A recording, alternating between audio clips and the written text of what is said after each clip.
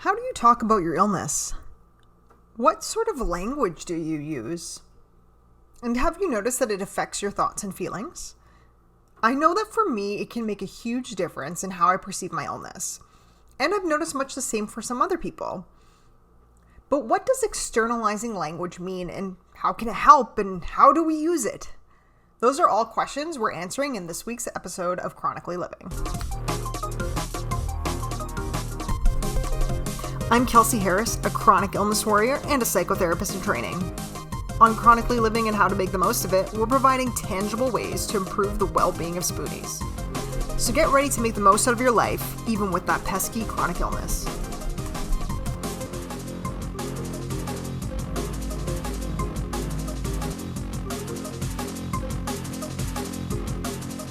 I just want to thank everyone for tuning into season 2 of Chronically Living. If you've listened to season 1, you've probably noticed some big changes in the show formatting and music and really a lot of stuff. So what happened is I took some time between seasons to work on how to produce a better podcast, because ultimately I want to reach and help more people. And really what that means is that I want us to work together to figure out ways to improve the quality of our lives. I don't think that any one way presented by myself or any of my guests is the right or the only way to go about this. I've found that a combination of Western and holistic approaches has really been helpful for me. And that's why I'm really emphasizing adding these holistic approaches to all of the medications and treatments that your Western doctors and specialists are already giving you. There's also no one size fits all in all of this, okay? Depending on your illness or illnesses, you may find some things that work really well and others that don't work at all. Some may be in the middle. Some of you may like these approaches. Some of you may not like these approaches, or you may like some of them and you may not like others, and so on. And that's all cool, okay? I've done much of the same as I've been sifting through all of this for the past 5 years. You know, what holistic approaches are working. I don't really find most supplements work, for example, for me, but I know people who do. So what I'm saying is that I'm presenting you with some options here, and you can kind of figure out what's going to be most helpful for you. And the truth is, if someone had all of the answers, then all of our illnesses would probably be cured and we wouldn't be discussing this at all.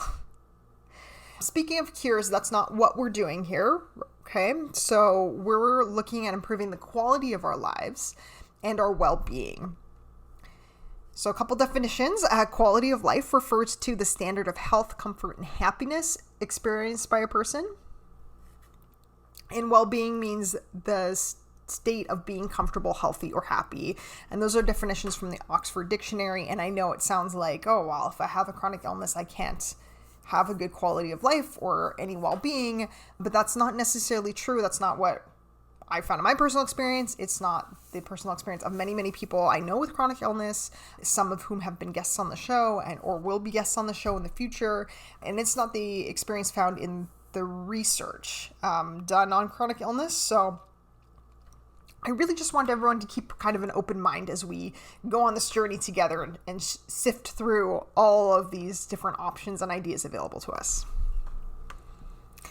In these solo episodes, where I don't have a guest joining me, I'm going to be focusing on the mental health aspects of chronic illness because that is what I specialize in. Okay. I'm a therapist in training, just about to complete my degree with a Master of Arts in Counseling Psychology. And then I'll be able to be a registered clinical counselor here in British Columbia, Canada. I specialize in working with people with chronic pain and illness and their mental health problems. I typically use acceptance and commitment therapy, which you will definitely be hearing more about on this show. However, today's episode, we're using a slightly different form of therapy. And I've also been on my own journey with UCTD, so that's undifferentiated connective tissue disease, and fibromyalgia, and that's an ever-evolving health experience. What I do know is that my quality of life and well-being have improved drastically since my initial diagnosis. Okay, so the first year was tough, and it's only gotten better. But today, in this episode, I actually want to share with you something that a client of mine has done, and actually I've known several people to do this, and it's a way that a technique, I guess, that has a lot of research behind it in the literature.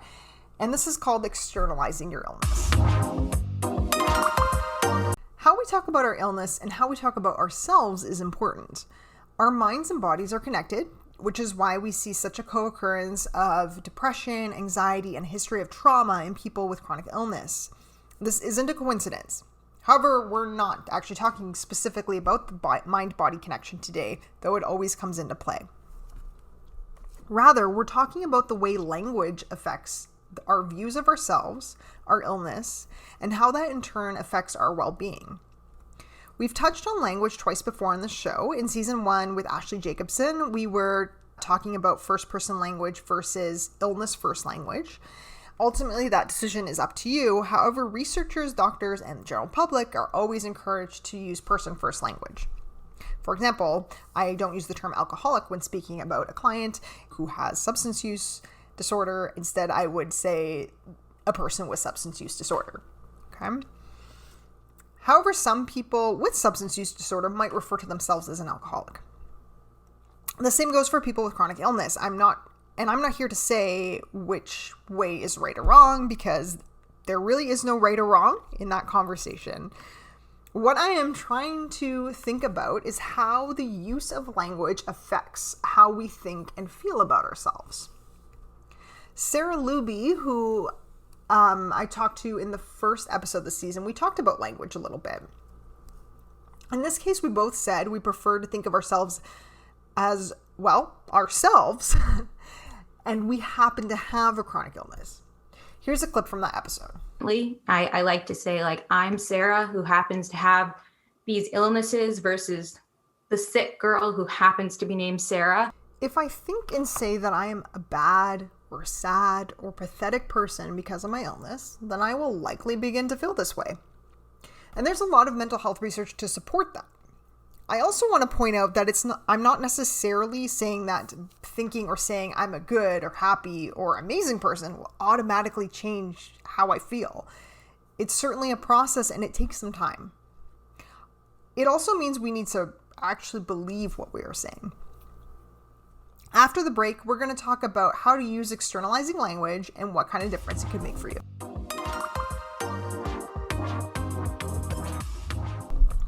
Hey warriors, what if it was possible to get local, fresh groceries delivered right to your front door? You could take up deep sea yoga with all that free time. Well, Instacart gives you unlimited grocery delivery for one low monthly fee. This is definitely better than paying for delivery on all those other apps. Forget that one ingredient you needed to make that super healthy smoothie. Instacart can deliver to your front door in as little as an hour. You can shop multiple stores, getting all your favorites on a single order. Instacart even highlights deals so that you can save money. Get all the products you love, hand-selected by shoppers based on your preferences. They'll pick the freshest produce, and they'll keep your eggs safe too. Find everything you usually buy and get smart suggestions on new items. To get free delivery on your first order over $35, follow the link in the show notes to let Instacart know that we sent you and help support the show. With Instacart, you'll never step foot in a grocery store again.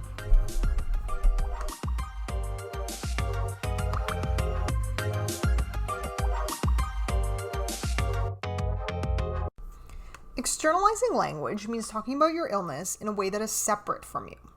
For example, fibromyalgia does this, or fibromyalgia says that. You can do the same with mental health conditions such as depression. Depression tells me, or depression gets me to do. It's a way of seeing your illness as being not who you are, but something that you are dealing with. This is a technique used by narrative therapists very often with clients. I've done a bit of work with helping clients use this type of language, but narrative therapy is not my specialty, and I've only ever used it under the guidance of one of my supervisors who uses narrative therapy fairly often in her practice. In a study from 2010 that looked at the use of externalizing language with adolescents who have type 1 diabetes, it was found that using this language changed their perception of their illness. Specifically, they felt they had more control over their illness, had more acceptance of being sick, and were less scared of the consequences of their illness.